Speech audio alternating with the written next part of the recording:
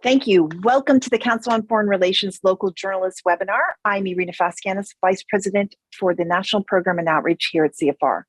CFR is an independent and nonpartisan membership organization, think tank, publisher, and educational institution focusing on U.S. foreign policy. CFR is also the publisher of Foreign Affairs magazine. As always, CFR takes no institutional positions on matters of policy. This webinar is part of CFR's Local Journalist Initiative, created to help you draw connections between the local issues you cover and national and international dynamics. Our programming puts you in touch with CFR resources and expertise on international issues and provides a forum for sharing best practices. Again, today's discussion is on the record. The video and transcript will be posted on our website after the fact at cfr.org/localjournalists, and we will share the content after this webinar. We are pleased to have Dex Hunter-Tariq, Benjamin Pimentel, and host Carla Ann Robbins to lead today's discussion on reporting on AI and the future of journalism. We've shared their bios with you, but I will highlight their credentials here. Dex Hunter-Tariq is the head of global communications and marketing at Google DeepMind. He previously worked in communications for SpaceX, Meta, and the United Nations. He's a New York Times bestselling ghostwriter and frequent public commentator on the social, political, and organizational challenges of technology. Benjamin Pimentel is a senior technology reporter for the San Francisco Examiner, covering Silicon Valley and the tech industry. He has previously written on technology for other outlets, including Protocol, Dow Jones MarketWatch, and Business Insider. He was also a Metro News and technology reporter at the San Francisco Chronicle for 14 years. And in 2022, he was named by Muckrack as one of the top 10 crypto journalists. And finally, Carla Ann Robbins, our host, is a senior fellow for CFR. She is the faculty director of the Master of International Affairs program and clinical professor of national security studies at Baruch College's Marx School of Public and International Affairs. Previously, she was deputy editorial page editor at the New York Times and chief diplomatic correspondent at the Wall Street Journal. Welcome all. Thank you for this timely discussion. I'm going to turn it now to Carla to start the conversation, and then we will turn to all of you for your questions and comments. So Carla, take it away. Oh, thank you so much, Irina, and thank you so much to you and your staff for setting this up, and to Dex and to Ben for joining us today.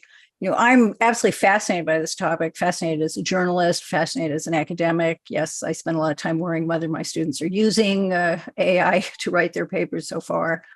I don't know.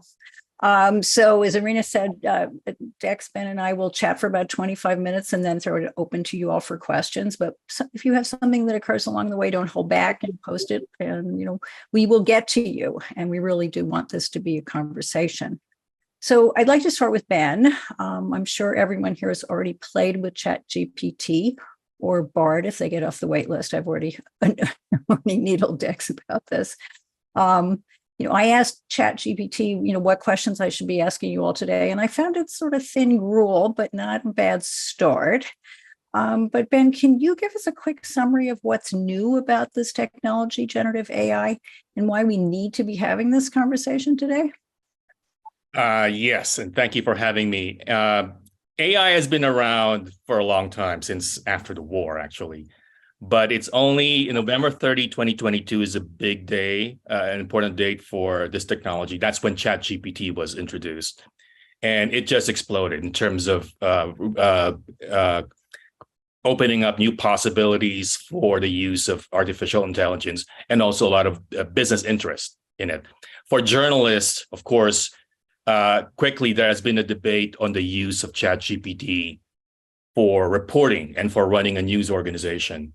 And that's become a more important debate given the revelations and the disclosures of organizations like AP, CNET, and recently even insiders now saying that they're going to be using AI for managing their paywall, or in terms of deciding whether to offer a subscription to a reader or not. For me personally, I think the technology has a lot of important uses in terms of making news gathering and reporting more efficient, faster. For instance, I come from I'm going to date myself, but when I started, it was before, when I started my career in the US. I'm from the Philippines. It was in June 1993. That was 2 months after the World Wide Web became public domain. That's when the websites started appearing.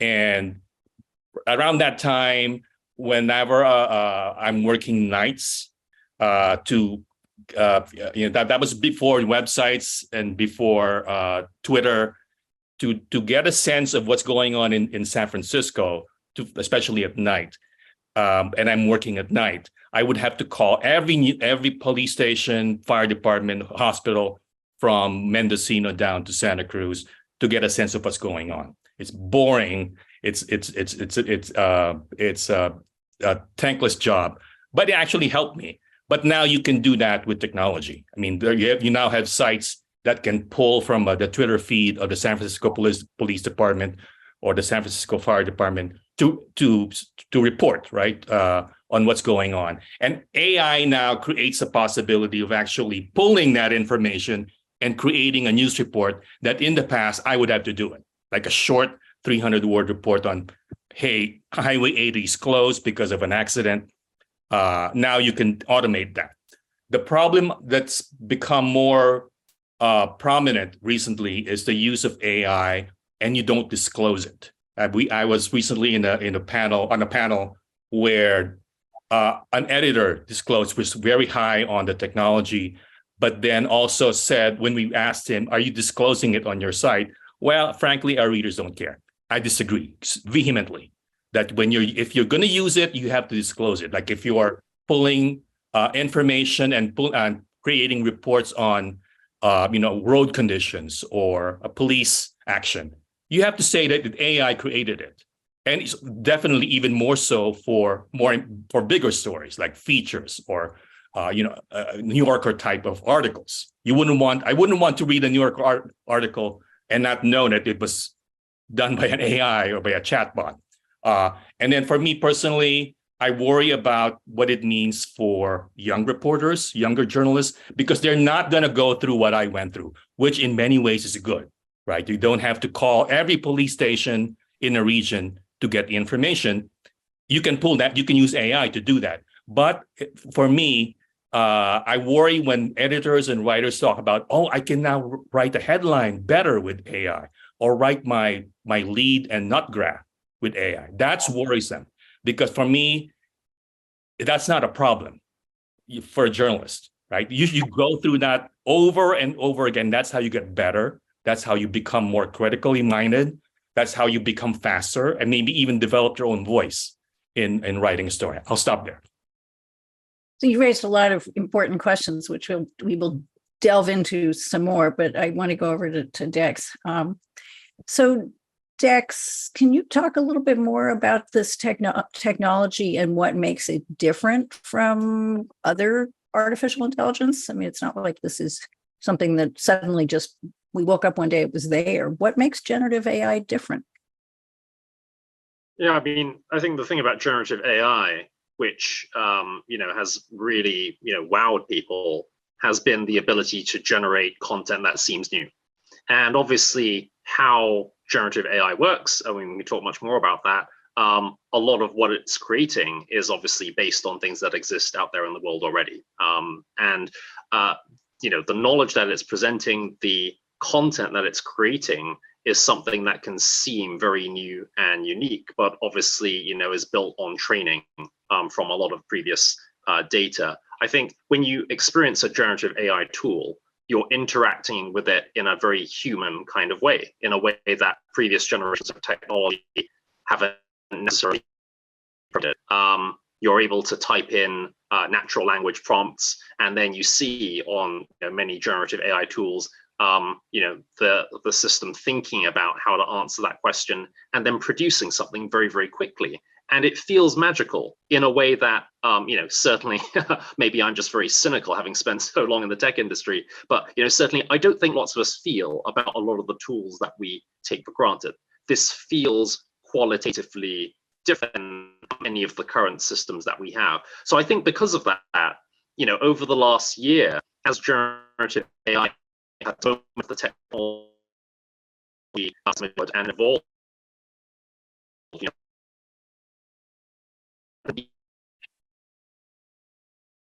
think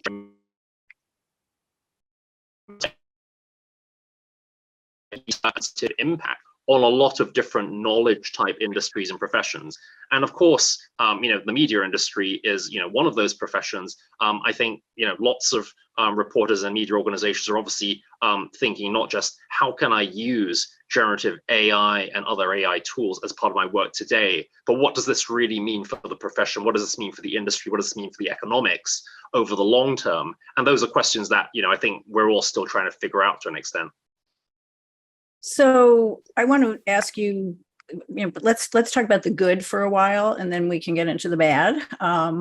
So, I just saw a piece in Nieman Reports, which we'll share with everybody, that described how a Finnish newspaper, YLE, is using AI to translate stories into Ukrainian because it's now got tens of thousands of people displaced by the war.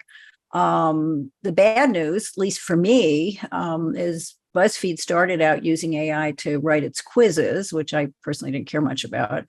And then it said, but that's all we're going to use it for. And then it took a nanosecond, and then it moved on to travel stories. Now, as a journalist, I'm worried. As it is, the business is really tight.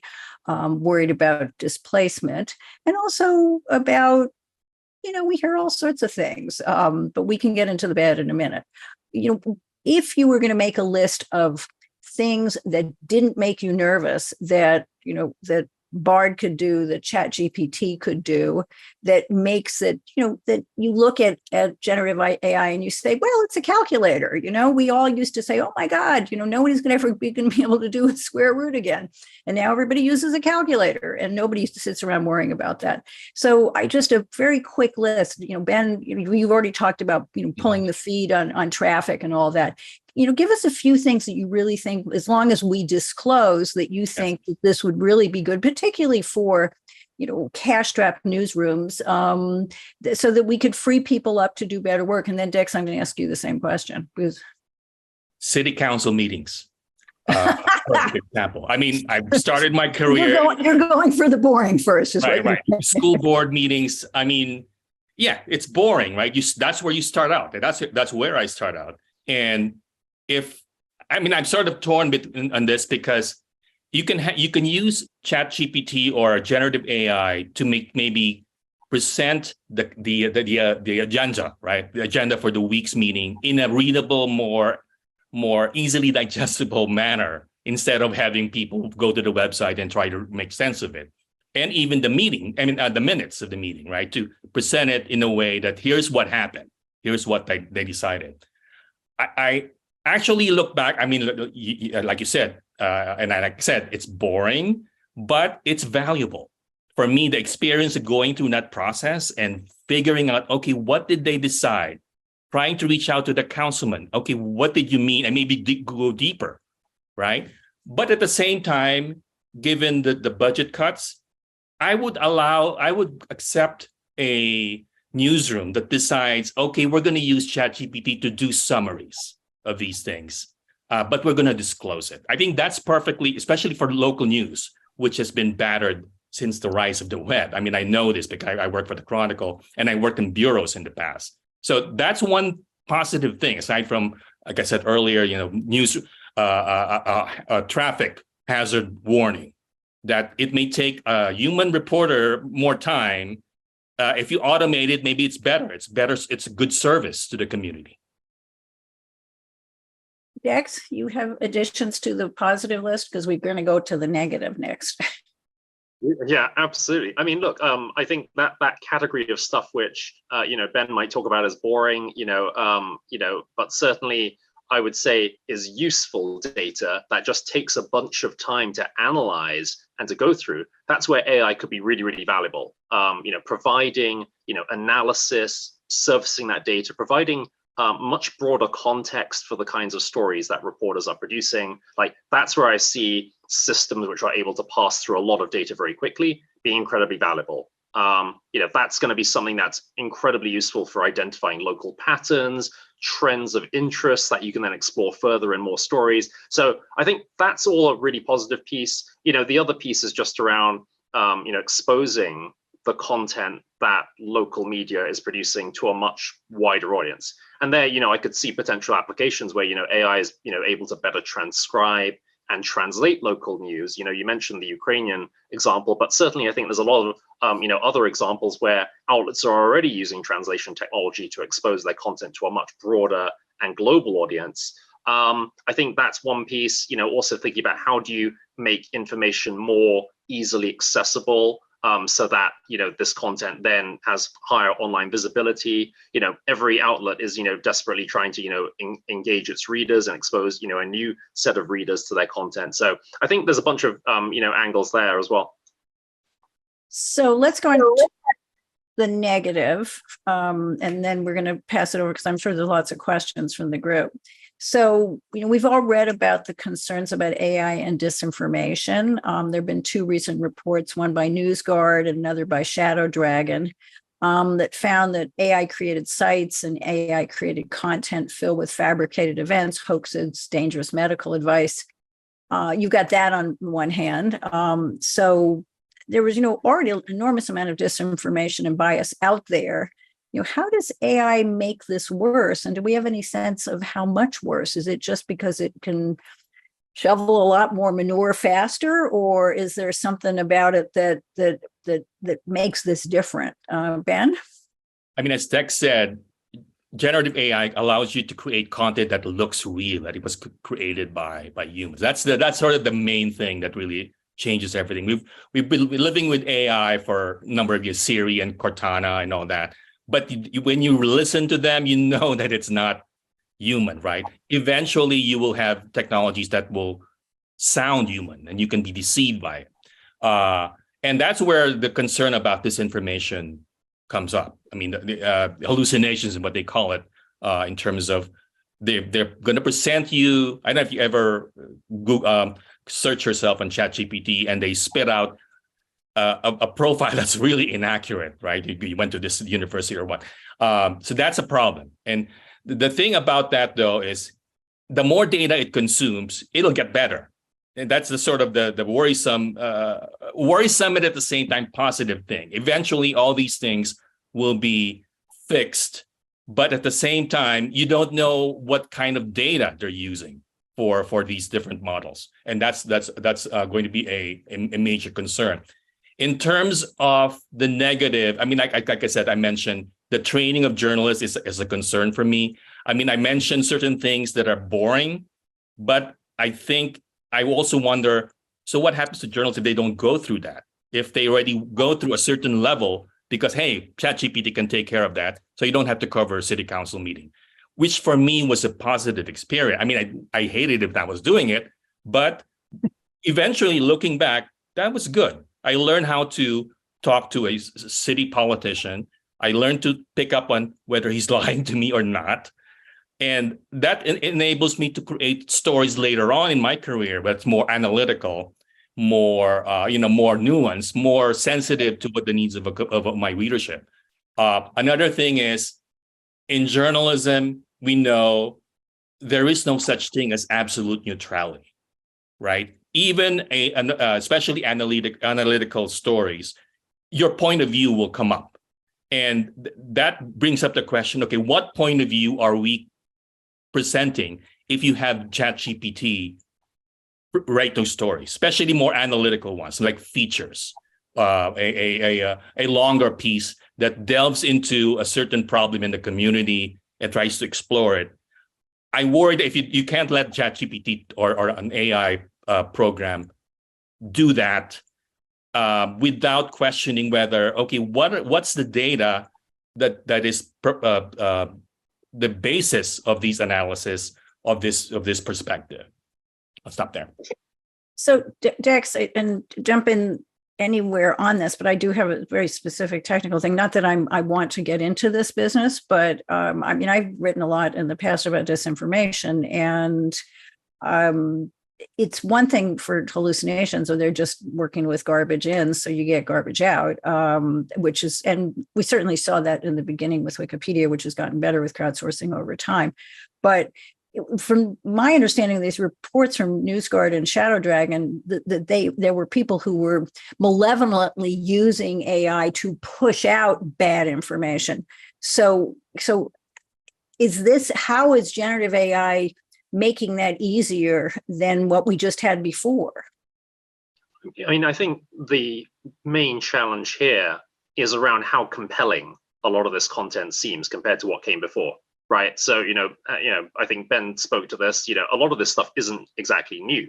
AI itself has been around for a long time, and we've then had manifestations of these challenges for quite a long time now with the entire generation of social media technology. So like deep fakes, like that's something we've been talking about for years. The thing about deep fakes, which made it such an interesting debate, is that for years, every time we talked about deep fakes, everyone knew exactly what a deep fake was because they were so unconvincing. Things you could literally exactly what was a deep fake and what wasn't. Now it's very different because of the quality of the experience. So, a few weeks ago, you may have seen there was a picture that was trending on Twitter of the Pope wearing a Balenciaga jacket.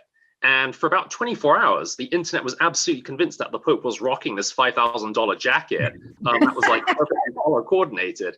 And, it was a sort of, it was a funny moment. And of course, it was revealed that it had been generated using an AI. So no harm done, I guess. But like, it was representative of how type being shared potentially could have very serious implications, when they are used by bad actors, as you described, to do things that are much more nefarious than simply, sharing, a funny meme.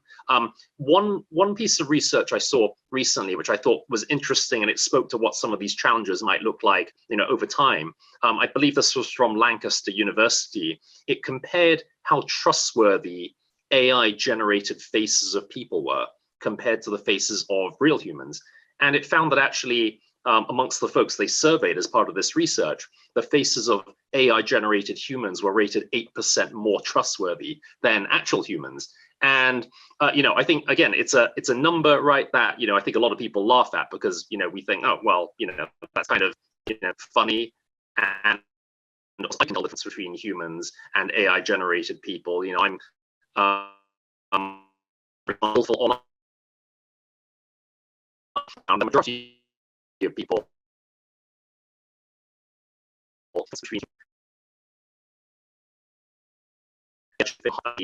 were proved wrong when they actually tried to detect the differences themselves. So I do think there's going to be an enormous number of challenges that we will face over the coming years. These are issues that certainly on the industry side, I think lots of us are taking very seriously. Certainly governments and regulators are looking at. Part of the solution will have to be other technologies that can help us pass the difference between AI generated content and stuff that isn't. And then part of it, I think, will be human solutions. And in fact, that may actually be the largest piece, because of course, what is driving disinformation are a bunch of societal issues. And it's not always going to be as simple as saying, oh, another piece of technology will fix that. Mm-hmm. So I want to turn this over to the group, and I've got lots more questions, but I'm sure the group they're journalists. They've got lots of questions. So the first question is from Phoebe Petrovic. Phoebe, would you like to ask your question yourself, or I can read it, but I always love it when people ask their own questions. Oh, okay. Hey, everyone. So I was curious about how we might, just given all of the reporting that's been done about ChatGPT and other AI models hallucinating information, faking citations to Washington Post articles that don't exist, making fake, totally made up research article citations that do not exist. How can we ethically or seriously recommend that we use generative AI for news gathering purposes. It seems like you would just have to fact check everything really closely, and then you might as well have done the job to begin with and not get into all these ethical implications of like using a software that is potentially going to put a lot of us out of business. And Phoebe, you're at Wisconsin Watch, right? Mm-hmm. And we have a policy that we do not, at this point, that none of us are going to be using AI for any of our news gathering purposes. And so that's where we are right now. But I just wonder about the considerable hallucination aspect for news gathering when you're supposed to be gathering the truth. Dex, you want to talk a little bit about hallucinations? Yeah, absolutely. So I think, Phoebe has hit the nail on the head, right? Like that there are a bunch of issues right now with existing generative AI technology. You do have to fact check and proof absolutely everything. So it is something that, it won't necessarily save you lots of time if you're looking to just generate, content. I think there are two pieces here, which, I think I would focus on. One is obviously the technology is advancing rapidly. So these are the kinds of issues which I expect with future iterations of the technology we will see addressed by more sophisticated models and tools. So absolutely today, you've got all those challenges. That won't necessarily be the case over the coming years. I think the second piece really is around thinking, what's the value of me experimenting with this technology now as a journalist, as an organization? It isn't necessarily to think, oh, I can go and replace a bunch of that heavy lifting I have to do right now as a reporter. I think it's more becoming fluent with what are the things that generative AI might conceivably be able to do that can help integrate into the kind of work that you're doing. And I expect a lot of what I think reporters and organizations generally will use generative AI for over the coming years will actually to be doing some of the things that I talked about and Ben talked about. It's corralling data, it's doing analysis, it's being more of a researcher rather than as a co-writer or entirely taking over that writing. I really see it as something that's additive and will really augment the kind of work that reporters and writers are doing rather than replacing it. So if you view it from that context, and obviously, it does depend on you experimenting to see what are all the different applications in your work, then I think that might lead to very different outcomes. So we have another question, and we'll just move on to that. And of course, Ben, you can answer any question you want at any time. Can I add something on that? It's almost like the way the web has changed reporting. In the past, like I cover business, to find out how many employees a company has or when it was founded, I would have to call the PR department or the media rep.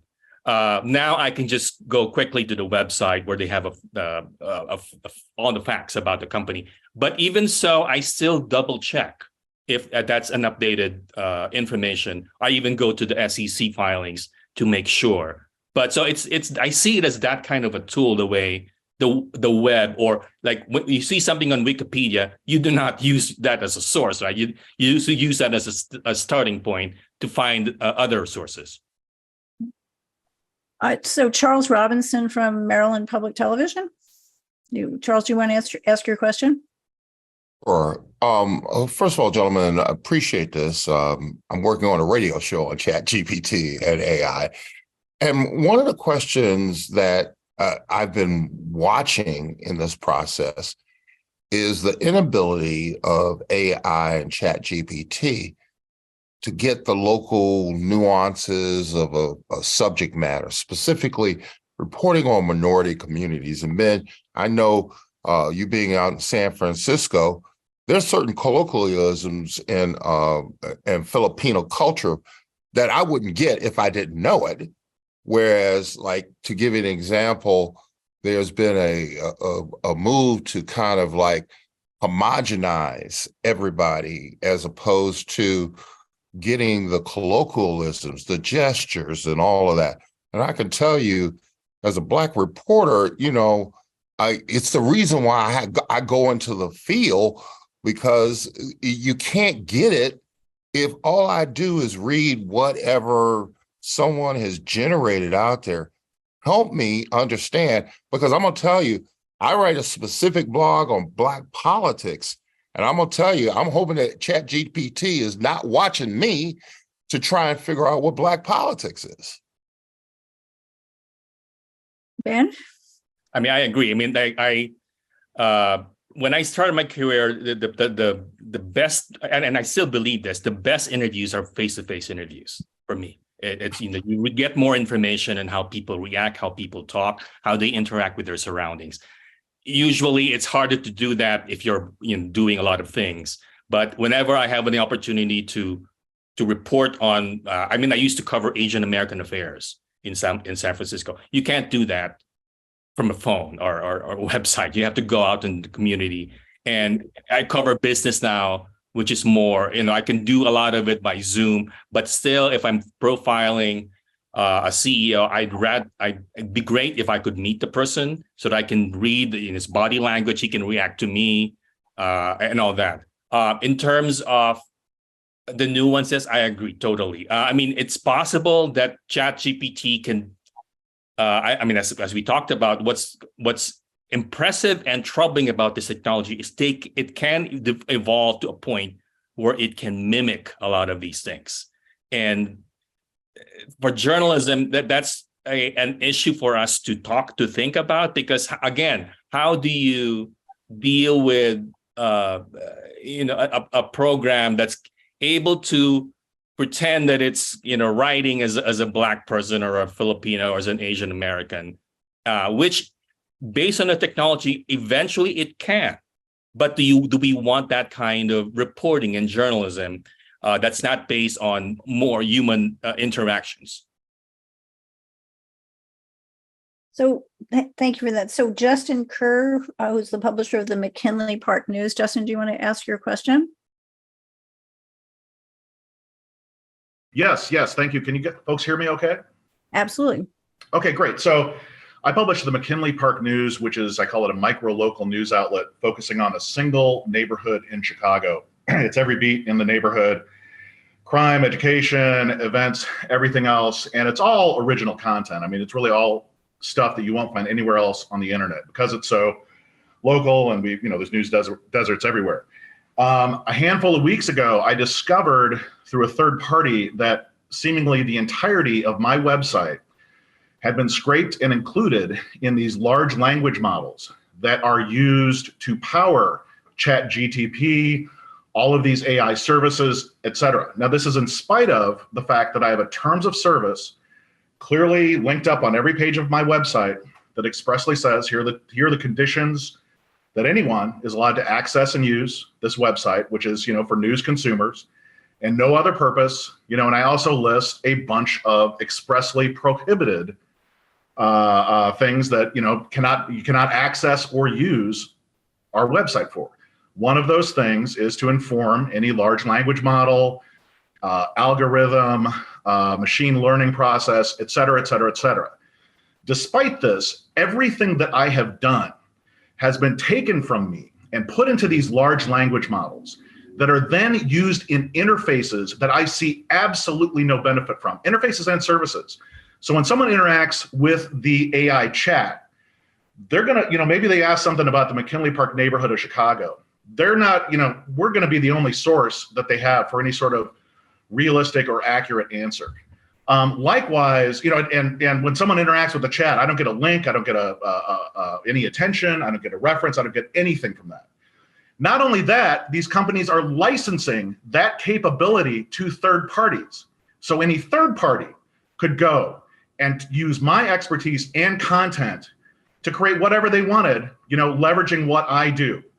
As a local small news publisher, I have absolutely no motivation or reason to try to publish local news because everything will be stolen from me and used in competing interfaces and services that I will never get a piece of. Not only that, Justin, we get I guess I'm mad because you guys sit up here and you're using products and services, recommending products and services without a single talk about provenance, where the information comes from. ChatGPT doesn't have a license to my stuff, neither do you. So Please stop stealing from me and other local news outlets. That's and how am I supposed to? My question is, how am I supposed to operate if everything's being stolen from me? Thank you very much. And this is it's an important question, and it's an important question, obviously, for a very small publisher, but it's also an important question for a big publisher. I mean, Robert Thompson from News Corp is raising this question as well, and we saw what the internet did to the news business and how devastating it's been. So, it's life and death. Life and death life and death for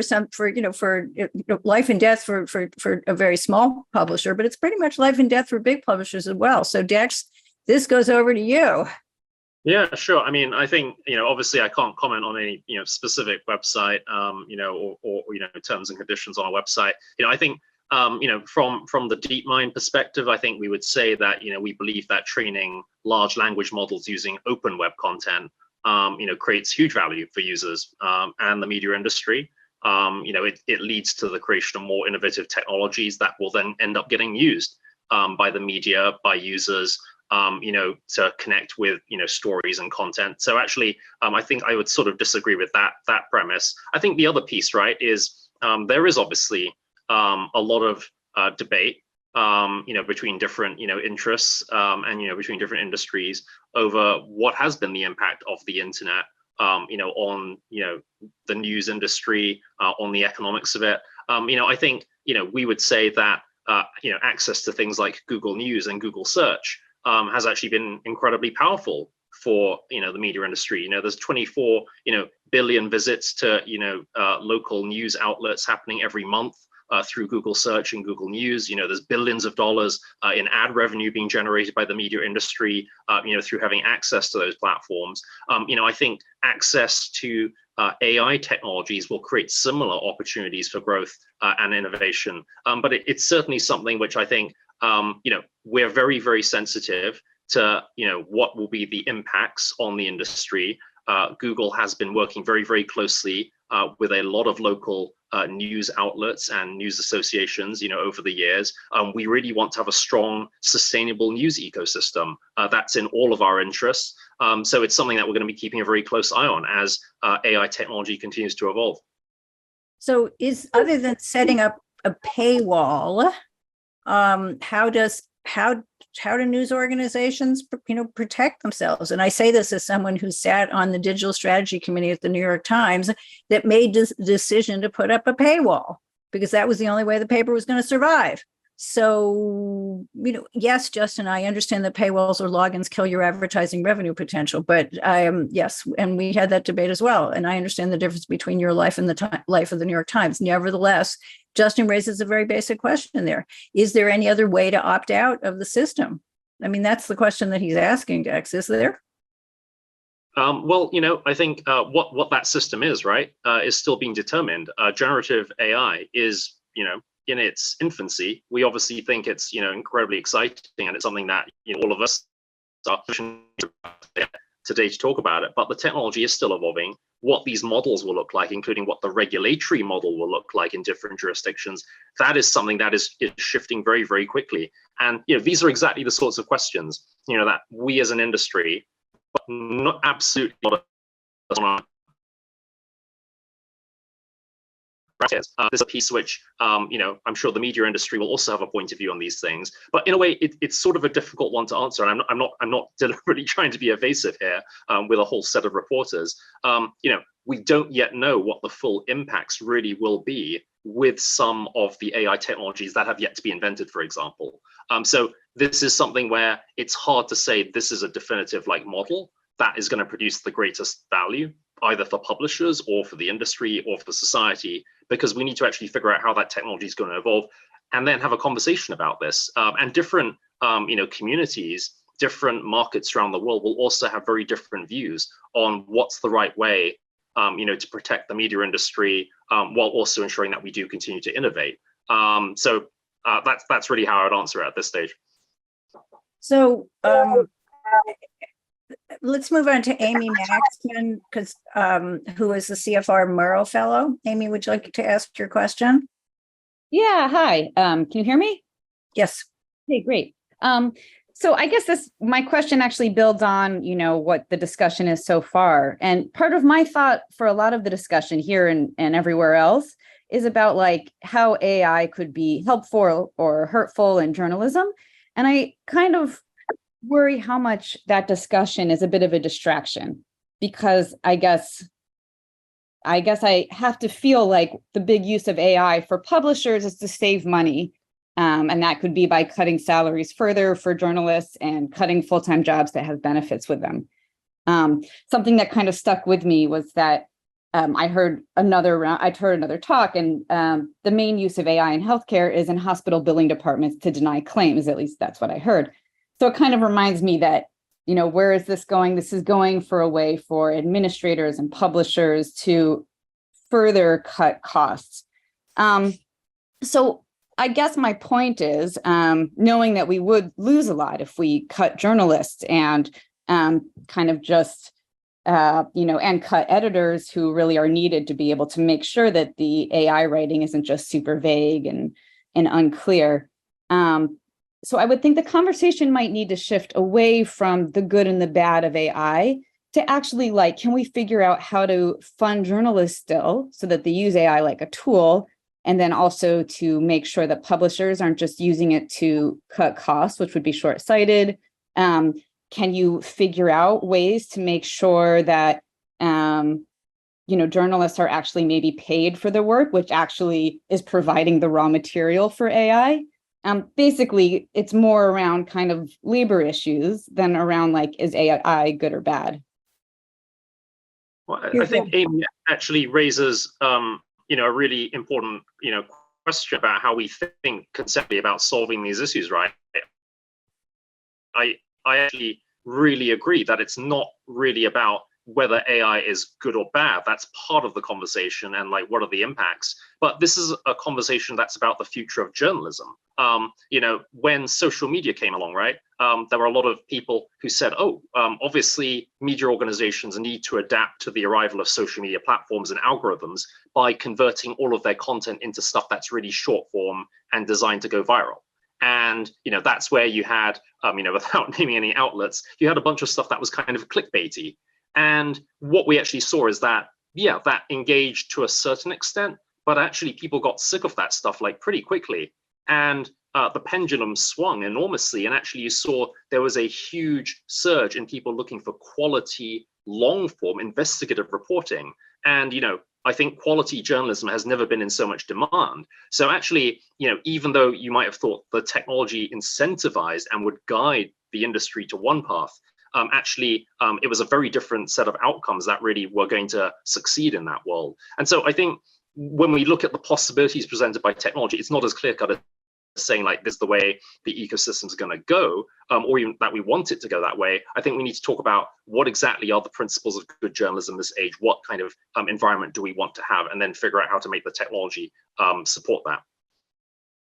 So, Ben, what's it like in your newsroom? I mean, are the bosses, threatening to replace a third of the staff with our robot overlords? I promised Dex I would only say that once.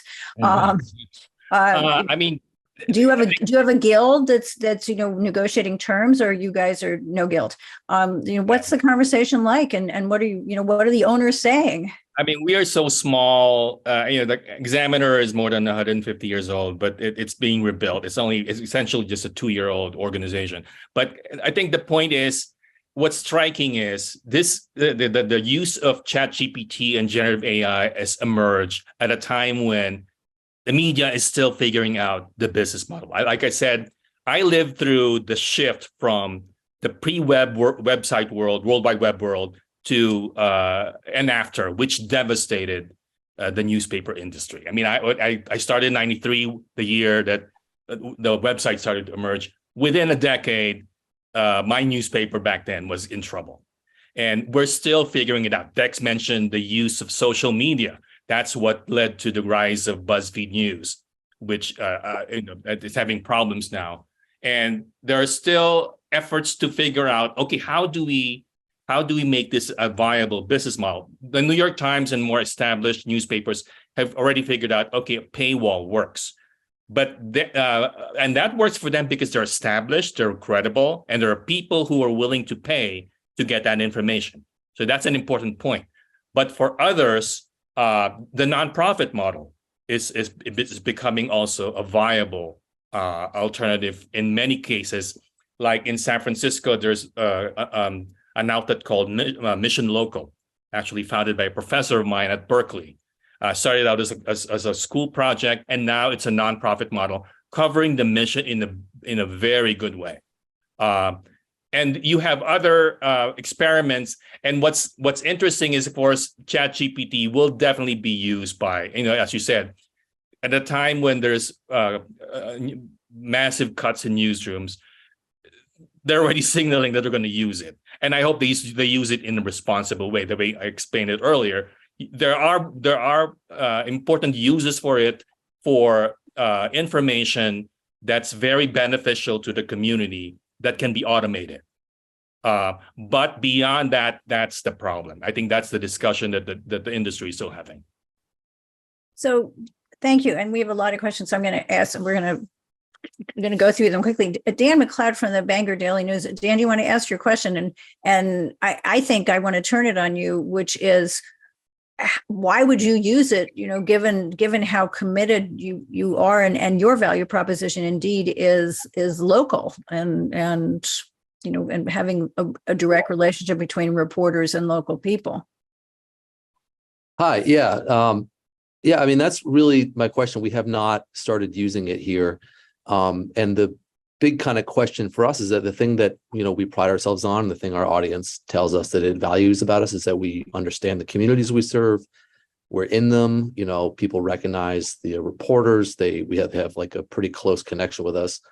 But this also seems to be like one of those technologies that is going to do to journalism what the internet did 25 years ago. And it's sort of like either figure it out or, get swept up. So is there anything that local newsrooms can do to leverage it in a way that maintains this is a big question, but sort of maintains its sort of core values with its audience? And my other second question is that is it a lot of what this seems to be able to do, from what I've seen so far, is promises to cut time on minor tasks. But is there anything it can do better than what like a reporter could do? But like a reporter can also research background information, right? AI says like we can do it faster and it saves you that time. Is there anything it can do sort of better?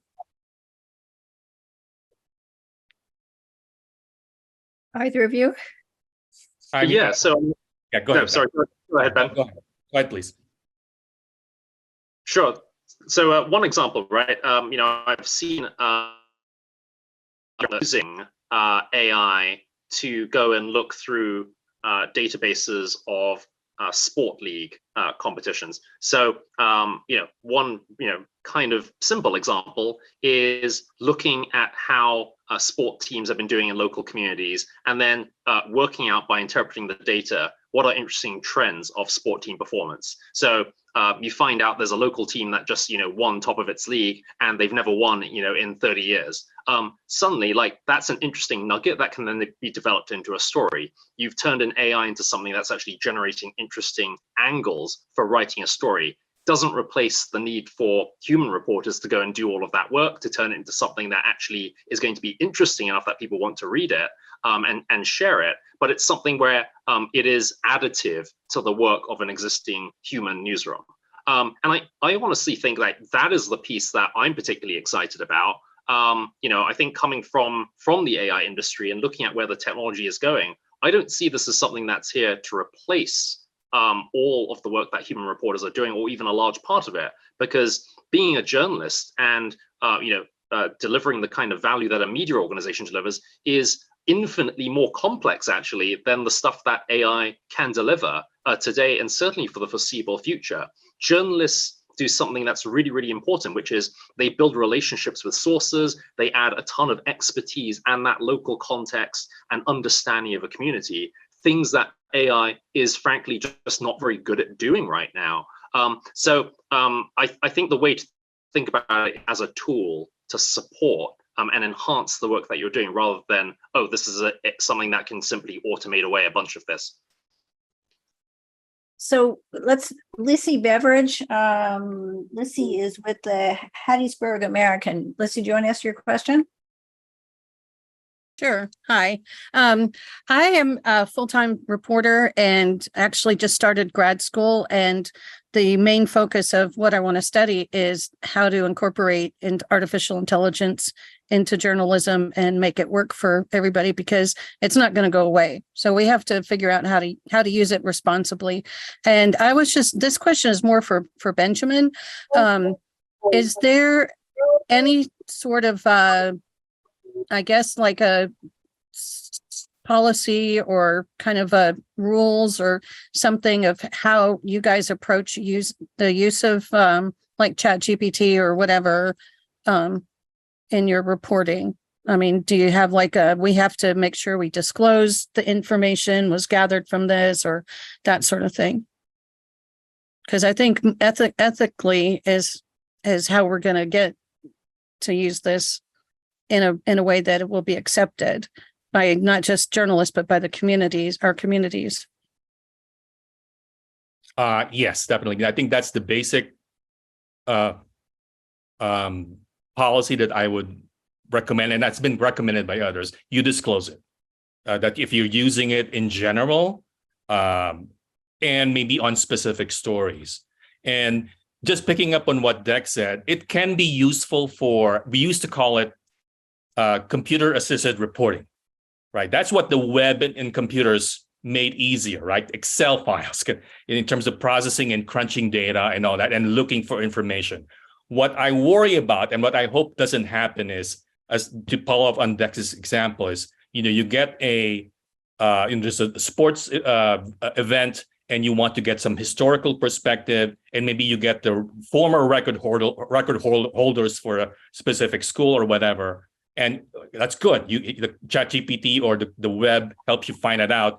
And then instead of finding those people and maybe doing an interview and getting for profiles or their perspective, it should just ask ChatGPT, can you find their Instagram feed or Twitter feed and see what they've said?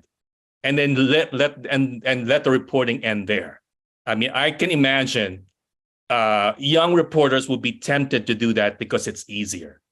Right? Instead of, as Dex said, it's a tool as a step towards getting into more information. And the best information is still going face to face with sources or people or a community. Yeah, because I know like I was actually the digital editor for about 15 years. And, when social media was just starting to come out and everything was just, dive into this, dive into that without thinking of the impact later on. And as we, quickly discovered, things like we live in a place where there's a lot of hurricanes and tornadoes. So we have people creating fake pictures of hurricanes and tornadoes. And, they were submitting as, user-generated content, which it wasn't. It was all fake stuff. So, we have to, I just kind of want to be able to jump in, but do it with a lot of caution. Definitely. Yes. Well, I thought Ben's point about Wikipedia is a really interesting one, which is any reporter who would use Wikipedia as their sole source for a story rather than using it as a lead source would, I'd fire them. But it is an interesting notion of, you use this as a lead source, knowing that it makes errors, knowing that it's lazy, knowing that it's just a start, versus, and that isn't, that's not even ethics. That's, just basic sort of the rule that we also have to do inside the newsroom, which then to me raises a question for Dex, which is, do we have any sense of how often, this term of hallucinations, I mean, how often does it make mistakes right now? Do you have a sense of with Bard, how often it makes mistakes? I mean, certainly everybody has stories of fake sources that have showed up, errors that have showed up. Do we have a sense of, of how reliable this is? I would like to add that my Wikipedia page has errors in it, and I've never even fixed it because I find it faintly bemusing because they're really minor errors. Right. Yeah, I mean, I don't have any data points to hand. Absolutely, it is something that we're aware of. I expect that this is something that future iterations of the technology will continue to tackle and to diminish that problem. But going back to this bigger point, right, which is at what point can you trust this? I think you can trust a lot of things you find there, but you do have to verify them. And certainly, as journalists, as media organizations, there's a much larger responsibility to do that than folks who may be looking at these experimental tools right now and using it just to share for fun and amusement. The kinds of things that you're sharing are going to really have a huge societal impact. I do think when you look at the evolution of tools like Wikipedia, though, we will go through this trajectory where at the beginning, a lot of folks will think, oh, this is really like not that reputable because it's something that's being generated in a very novel way. And there are other more established, formats where you would expect there to be a greater level of fact checking, a greater level of verification. So, obviously, like the establishment incumbent example to compare against Wikipedia back in the day was something like Encyclopedia Britannica. And then a moment was reached, several years into the development of Wikipedia, where then research was finding that on average, Wikipedia had fewer errors in it than Encyclopedia Britannica. So we will absolutely see a moment come when AI will get more sophisticated, and we will see the content generally being good enough and with more minor errors, which again, technology will continue to diminish over time. And at that point, I think then it will be a very, very different proposition than what we have today, where absolutely, all of these tools are generally labeled with massive caveats and disclaimers warning that they're experimental and that they're not, at the stage where you can simply trust everything that's being put through them. So Patrick McCloskey, who is the editor-in-chief of the Dakota Digital Review. Patrick, would you like to ask your question? We only have a few minutes left.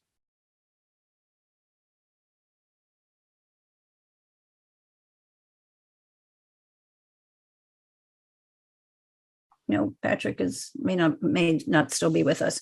So we actually only have 3 minutes left.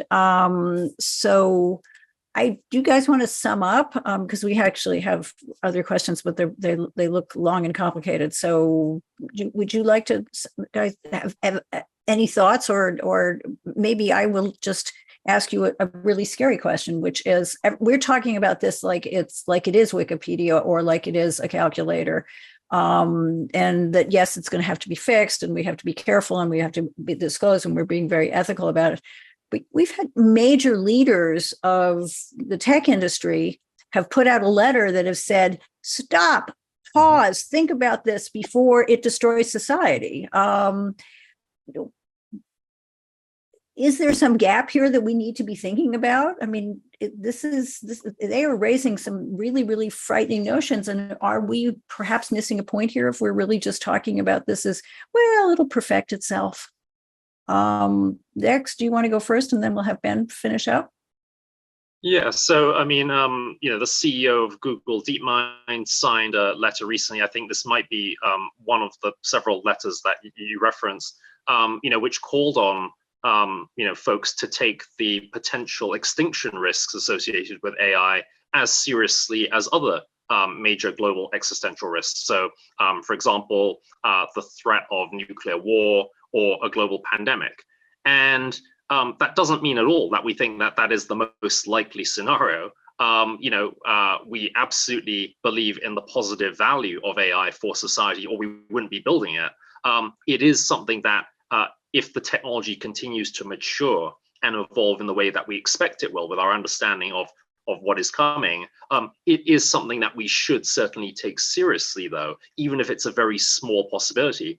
With any technology that's this powerful, we have to apply the precautionary principle and ensure that we're mitigating that risk. If we only start preparing for those risks, when they're apparent, it will probably be too late at that point. So I think it's important to contextualize this and not to, induce panic or to say this is something that we think is likely to happen. But it's something that we absolutely are keeping an eye on amongst very, very long-term challenges that we do need to take seriously. So, Ben, do you have a sense that, I have a sense that I don't cover this, I just read about it, but I have the sense that these industries are saying, yes, we're conscious that, the world could end, but, we'd sort of like other people to make the decision for us, regulate us, please. Tell us what to do while we continue to race and develop this technology. Is there something more? Can we trust these industries to deal with this? I mean, the fact that they use the phrase extinction risk is really, I think, very important. Yeah, it tells me that even the CEOs of Google, DeepMind, and OpenAI and Microsoft know or don't know what's up ahead. They don't know how this technology is going to evolve. And of course, yes, there will be people who in these companies, including Dex, who will try to make sure that you have guardrails and policies and all that. My problem is it's now a competitive landscape. It's become part of the new competition in tech. And when you have that kind of competition, things get missed or shortcuts are done. We've seen that over and over again. And that's where you can't leave this to these companies, not even to the regulators. I mean, the communities have to be involved in the conversations. Like one risk of AI goes beyond journalism that I've heard of, which is for me even partly one of the most troubling. It's the use of AI for persuasion, and on people who don't even know that they're communicating with an AI system. The use of AI to in real time figure out how to sell you something or convince you about a political campaign, and in real time figure out how you're reacting and adjust because they have the data. They know that if you say something or respond in a certain way, or you have a facial expression in a certain kind of facial expression, they know how to respond. That for me is even scary. That's why the European Union just passed the language, which could be the law, called the AI Act, which would ban that, the use of AI for emotional recognition, and manipulation in essence. The problem, again, is this has become a big wave in tech. Companies are scrambling, VCs are scrambling to fund the startups or even existing companies that with mature programs for AI. And on the other hand, you have the regulators and the concerns about the fears about its impact. Who's going to win? I mean, which trend is going to prevail? That's the big question. So this has been a fabulous conversation, and we will invite you back probably, things are moving so fast, maybe in 6 months, which is a lifetime in technology. I just really want to thank Dex Hunter-Torek and Ben Pimentel. It was a fabulous conversation, and everybody who asked questions. And sorry, we didn't get to all of them, but it shows you how fabulous it was. And we'll do this again soon. I hope we can get you back. And over to Irina. Thank you for that. Thank you, Carla, Dex, and Ben.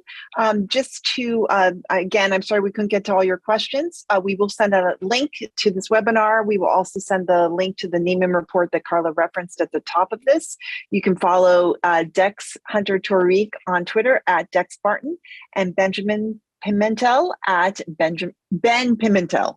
As always, we encourage you to visit CFR.org, foreignaffairs.com, and thinkglobalhealth.org for the latest developments and analysis on international trends and how they are affecting the United States. And of course, do email us to share suggestions for future webinars. You can reach us at localjournalists@CFR.org. So again, thank you all for being with us, and to our speakers and moderator. Have a good day. Thank you all so much.